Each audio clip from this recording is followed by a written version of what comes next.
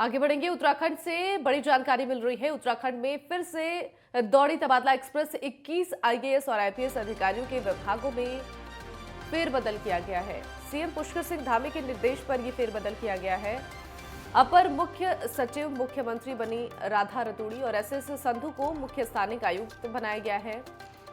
दिल्ली का अतिरिक्त प्रभार मुख्यमंत्री पुष्कर सिंह धामी ने 21 आईएएस और एक आईपीएस अधिकारियों के विभागों में फेरबदल कर दिया है। मुख्य सचिव एसएस संधू को मुख्य स्थानिक आयुक्त नई दिल्ली का अतिरिक्त प्रभार बनाया गया है और अपर मुख्य सचिव राधा रतूड़ी को अपर मुख्य सचिव बनाया गया है। और वहीं मुख्यमंत्री गृह और कारागार की अतिरिक्त जिम्मेदारी दी गई है। अपर मुख्य सचिव मनीषा पवार से अपर मुख्य सचिव ग्रामीण विकास और कृषि उत्पाद आयुक्त की जिम्मेदारी हटा दी गई है। अपर मुख्य सचिव आनंद वर्धन से अपर मुख्य सचिव मुख्यमंत्री वन एवं पर्यावरण संरक्षण एवं जलवायु परिवर्तन और अवस्थापना विकास आयुक्त की जिम्मेदारी हटाई गई है।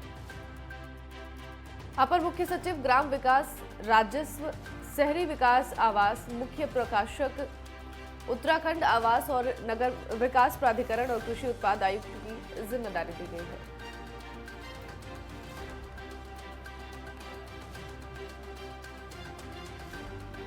और ज्यादा जानकारी के साथ ज्ञानेंद्र तिवारी संवाददाता फोन लाइन पर जुड़ गए हैं। सीधे हम करेंगे। ज्ञानेंद्र, एक बार फिर से उत्तराखंड में तबादला एक्सप्रेस जो दौड़ी है और साथ ही जानकारी मिल रही है कि 21 आईएएस और आईपीएस अधिकारियों के विभागों में फेरबदल किया गया है। क्या कुछ जानकारी मिल रही है, डिटेल में बताएं।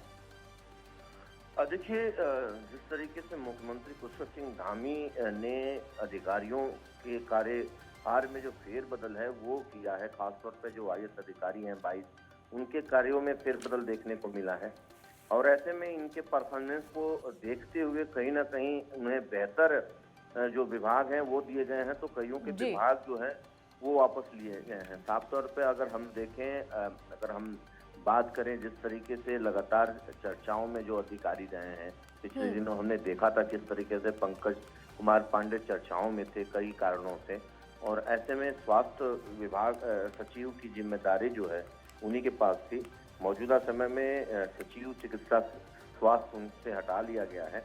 और ऐसे में जिस तरीके से अतिरिक्त जो कार्यभार है उनको देते हुए औद्योगिक विभाग उनको दिया गया है, खनन दिया गया है जी। और ऐसे में दूसरी तरफ अगर हम देखें जिस तरीके से मीनाक्षी सुंदरम के पास शिक्षा विभाग था, उनसे भी शिक्षा विभाग वापस लेते हुए जिस तरीके से सरकार ने उनसे शिक्षा विभाग को वापस लिया और जिस तरीके से अतिरिक्त जो कार्यभार है वो मुख्यमंत्री सचिव के रूप में उन्हें दिया गया है, कृषि विभाग भी उनको दिया गया है।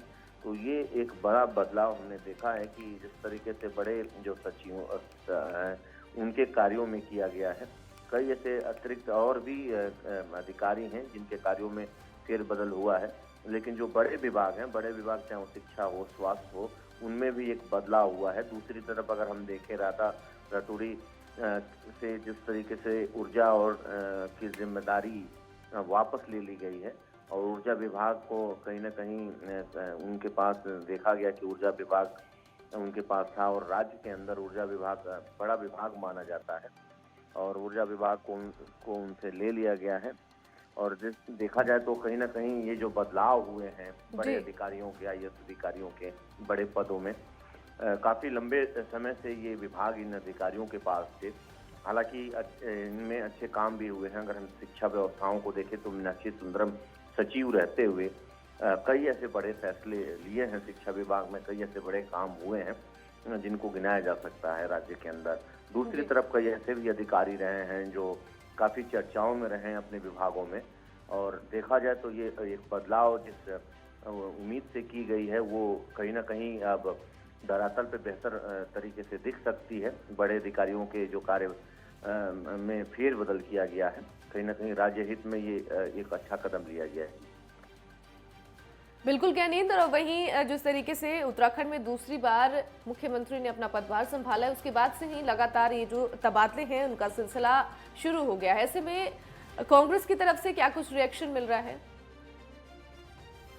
देखिए, अधिकारियों के कार्य में फेरबदल हमेशा सरकारों में होती है और कार्यों की गुणवत्ता को लेके ऐसे कदम उठाने सरकारों के लिए बेहतर होता है। खासतौर पे देखें तो कहीं ना कहीं जिस तरीके से अधिकारियों की जो कार्य प्रणाली होती है, विपक्ष लगातार उन पे सवाल खड़े करता रहता है। मौजूदा समय में हमने जिस तरीके से देखा है कि जो अधिकारियों की कार्यप्रणाली थी, कोई किसी अधिकारी पे कोई उंगली उठती है तो विपक्ष उस पर सवाल खड़े करता है। लेकिन सरकार ने जो ये फैसला लिया है वो अधिकारियों के कार्यों में फेरबदल का, कहीं ना कहीं ये जनहित काफी लंबे समय से जो अधिकारी अपने पदों पे एक ही विभाग की जिम्मेदारी संभाल रहे थे, तो उनको नई जिम्मेदारी दी गई है। और ये जरूरी भी होता है कि एक वक्त पूरा हो जाए तो उन विभागों में फेरबदल किया जाए, ताकि दूसरे विभागों में अधिकारी जाएं और उसको समझे और उन कार्यों को आगे बढ़ा सकें।